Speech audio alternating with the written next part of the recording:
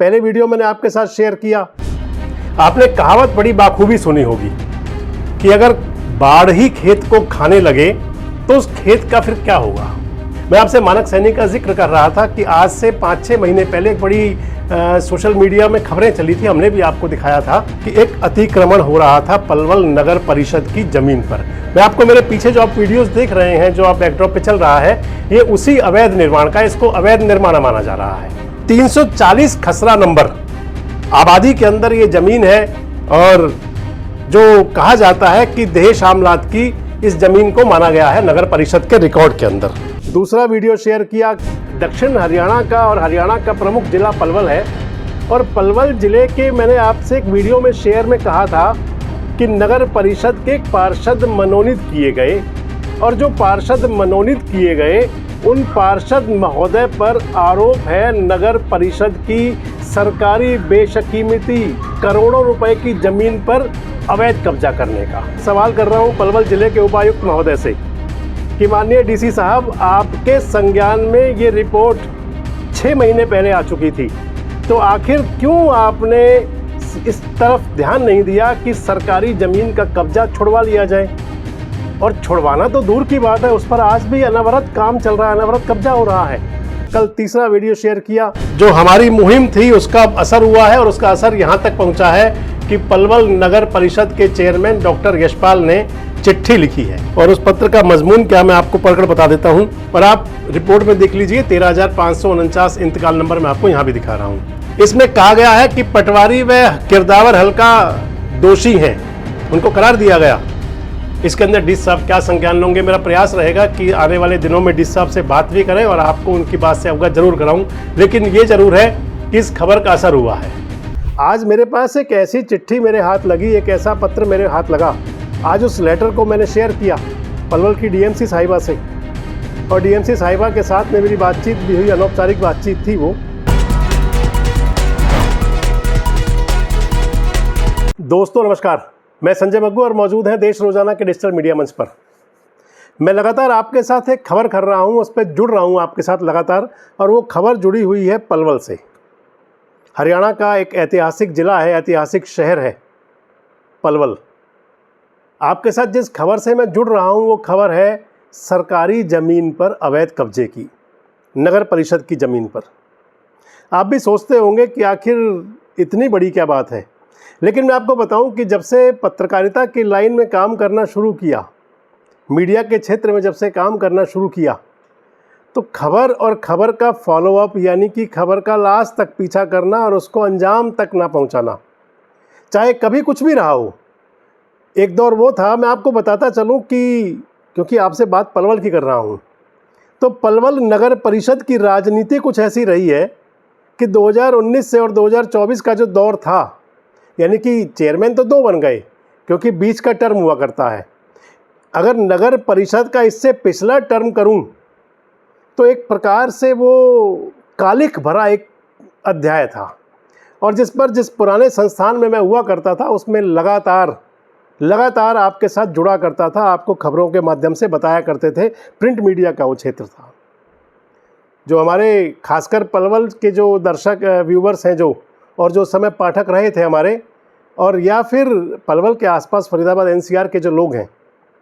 महत्वपूर्ण बात यह है कि आप किसी भी खबर पर अगर चलें तो मीडिया का एक दायित्व हुआ करता है कि मात्र हवा में पैतरा उछाल देना नहीं, बल्कि उसके अंजाम तक पहुंचाने की बात हो, तथ्यों के साथ बात की जाए।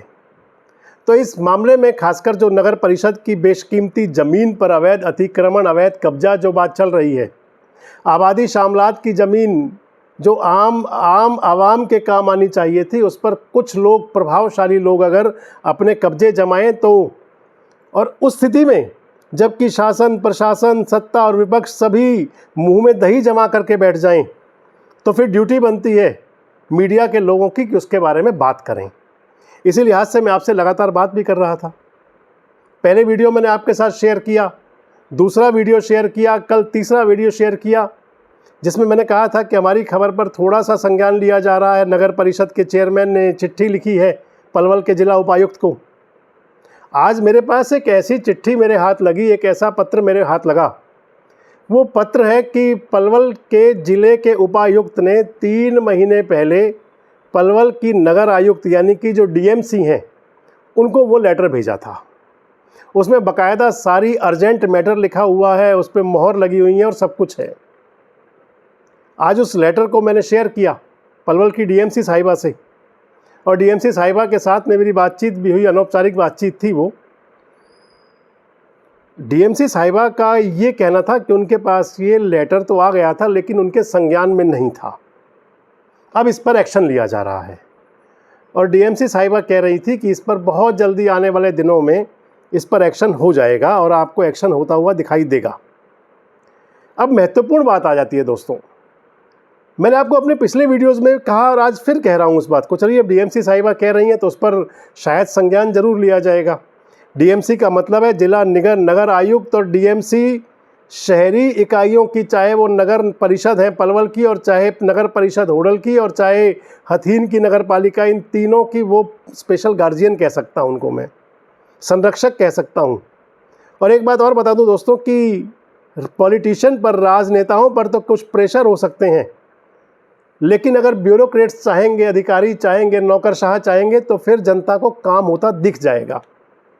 अगर अधिकारी वर्ग ठान लेगा कि उन्हें किसी भी कीमत पर गलत का साथ नहीं देना, उसको ठीक अंजाम तक पहुंचाना है, तो फिर वो हो जाएगा। और मुझे उम्मीद है कि शायद डीएमसी साहिबा जो आज कह रही थी कि इस पर हम बिल्कुल भी लापरवाही में नहीं है, किसी गफलत में नहीं है और कोई अवैध कब्जा, क्योंकि ये शहर की बात है, किसी एक व्यक्ति की नहीं। लेकिन इस वीडियो में आपके साथ मैं एक बात और शेयर कर रहा हूँ। कल जब नगर परिषद के चेयरमैन का मैंने आपको पत्र साझा किया तो उस पर कुछ कमेंट्स थे। उस पर कमेंट्स ये भी थे कि नगर परिषद खुद के अंदर एक अलग इंडिपेंडेंट संस्थान है, मात्र ये चिट्ठी चिट्ठी, लेटर लेटर और मेल मेल का खेल क्यों चल रहा है। अगर कुछ करना है तो फिर करने का तो आपके पास राइट्स हैं, अधिकार हैं। मैंने डीएमसी साहिबा से बात भी कही और इस वीडियो के माध्यम से मैं नगर परिषद के चेयरमैन या नगर परिषद के अधिकारियों से भी कहूँगा कि नगर परिषद वाकई जो हमारे व्यूवर्स बता रहे हैं कि एक स्वायत्त संस्था है, आप तो इंडिपेंडेंट हैं, आपके पास सारे राइट्स हैं। अगर किसी की अपनी पेरेंटल पैतृक संपत्ति हो और या फिर किसी का मालिकाना हक वाली संपत्ति हो, शहर के अंदर अगर वो निर्माण कर रहा हो, लेकिन उसने अगर पलवल नगर परिषद या जो संबंधित जो भी संस्थान हो, निगम पालिका जो भी हो, अगर वहाँ पर नक्शा ना दिया हो, दो बात होती है, एक नक्शा देना, नक्शे की फीस, और दूसरा नक्शा पास करवा लेना। नक्शे का मतलब हुआ करता है बिल्डिंग प्लान कि भाई वो कैसे बनाएंगे इसको। अगर नक्शा ना पास कराया जाए, नक्शा ना दिया जाए, नक्शे की जो सरकारी फीस है वो ना भरी हुई हो, क्योंकि फीस के बिना नक्शा जमा नहीं होगा, तो फिर नगर परिषद के, नगर निगम के यानी कि शहरी निकाय संस्थान के अधिकारी जा करके उसको बुलडोजर से तोड़ दिया करते हैं, पीला पंजा लगा देते हैं। उस स्थिति में भी जबकि वो उनकी मालिकाना हक वाली, उनके पास तमाम वैध कागजात हों, सब कुछ हो, उसके बावजूद भी। लेकिन यहाँ तो पहले से बात चल रही है। डीएमसी साहिबा ने भी माना कि आज इस बात को कि ये आबादी शामलात की ज़मीन है और इसमें कुछ लापरवाही नहीं है। हमेशा एक बात रहा करती है कि अगर, क्योंकि भविष्य की जो इबारत लिखी जाती है वो भूतकाल के फैसलों पर लिखी जाती है। अगर पिछले लोगों ने गलत फैसले किए तो आज के जो हुक्मरान हैं, चाहे वो शासन में हैं चाहे वो प्रशासन में हैं, उनकी ड्यूटी बनती है कि उन फैसलों को वो ठीक करें। अगर पिछला कुछ गलत हो गया है तो गलत को ठीक करके और फिर उस काम को शहर के विकास के लिए, यानी कि जिस पर अगर अतिक्रमण हो रहा है तो फिर शहर के विकास के लिए, शहर की सुविधा के लिए, आम जन को उसका फ़ायदा हो, शहर की सुंदरता हो, उसमें काम में लगाया जाए। डीएमसी साहिबा बता रही थी कि उनके पास कई प्रस्ताव है, उनकी कई सोच है कि यहाँ पर एक बड़ा सुंदर पार्क बन सकता है। 50 एकड़ के आसपास जगह बताई जा रही है। काफ़ी ज़मीन खुर्द-बुर्द हो चुकी है। अगर आज प्रयास किए जाएंगे तो सब कुछ वापस लेने में बड़ी मेहनत मशक्क़त करनी पड़ेगी। और मैं तो इस वीडियो के माध्यम से उन लोगों से भी अपील करूँगा कि अगर आपके हित हमेशा पीछे होने चाहिए, सर्वजन का हित हमेशा आगे होना चाहिए। अगर आपकी वो पेरेंटल आपकी प्रॉपर्टीज़ नहीं है, आपकी मालिकाना हक की प्रॉपर्टी नहीं है, आपका उसमें खून पसीने की गाड़ी कमाई का पैसा लगा हुआ नहीं है, अगर वो आबादी शामलात की हैं और आपको लगता है कि वो शहर और इलाके के काम आए, तो फिर आपको भी छोड़ देना चाहिए, उससे पीछे हट जाना चाहिए।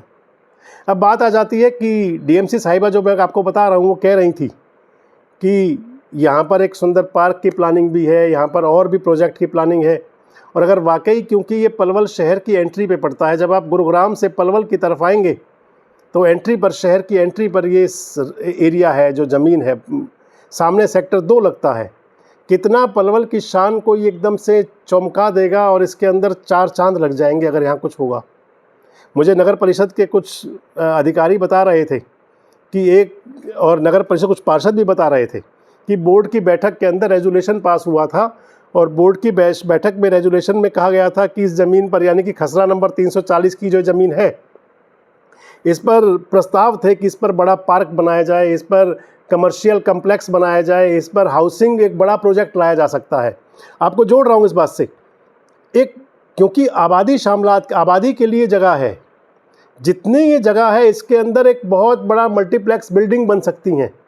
और वो, क्योंकि सरकार तो कहा करती है कि हर सर के लिए छत हो, और इससे एक अंदाज निकाला जा सकता है कि जिन लोगों के पास अपना निजी घर नहीं है उसके हिसाब से अलाटमेंट करके और सस्ती दरों पर उनको घर भी दिया जा सकता है। आबादी शामलात का जो मूल है, आबादी शामलात की जो जड़ है, आबादी शामलात का जो असल स्वरूप है, वो इससे पूरी तरह से यथार्थ रूप में सामने आ जाएगा अगर कोई ऐसी प्लानिंग है तो। आज ज़रूरी है कि, मुझे जो लग रहा है कि शासन प्रशासन के अधिकारियों पर, खासकर नगर परिषद के अधिकारियों पर और नगर परिषद के चुने हुए जनप्रतिनिधियों पर, शायद अब कुछ लग रहा है कि कुछ होगा इसमें।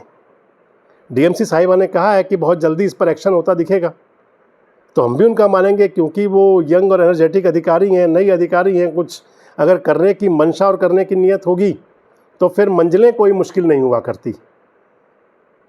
सबसे महत्वपूर्ण बात यह है कि क्या नगर परिषद के अधिकारी और जो जनप्रतिनिधि और इसके साथ साथ जिला प्रशासन के अधिकारी इस पर किस हद तक संज्ञान लेंगे। आपको क्या लगता है कि क्या ये शहर की बेशकीमती ज़मीन शहर के काम आएगी और या फिर यूं ही खुर्द बुर्द हो जाएगी? कमेंट बॉक्स में जरूर बताएं। जुड़े रहें हमारे साथ, देखते रहें देश रोजाना। हमारे साथ जुड़े रहने के लिए सब्सक्राइब करें देश रोजाना के YouTube चैनल को और नई वीडियो की नोटिफिकेशन पाने के लिए बेल आइकन जरूर दबाएं। अगर आप ये वीडियो Facebook या Instagram पर देख रहे हैं तो पेज को लाइक और फॉलो जरूर करें और ज्यादा से ज्यादा शेयर करें।